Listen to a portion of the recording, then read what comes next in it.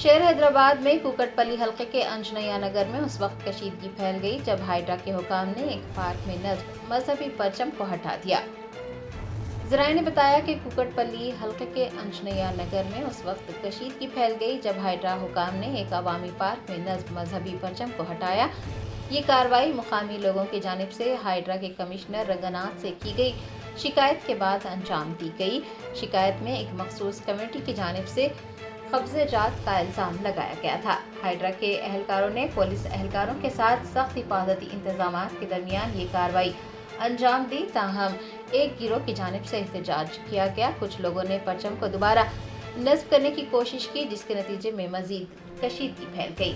अंजनया नगर में फिलहाल हालात कशीदा हैं, लेकिन हालात काबू में हैं क्योंकि हुकाम अमन बरकरार रखने और मामले को खुश असलूबी से सुलझाने की कोशिश कर रहे हैं। किसी भी किस्म की बदअमनी को रोकने के लिए इजाफी सिक्योरिटी फोर्सेस तैनात की गई हैं।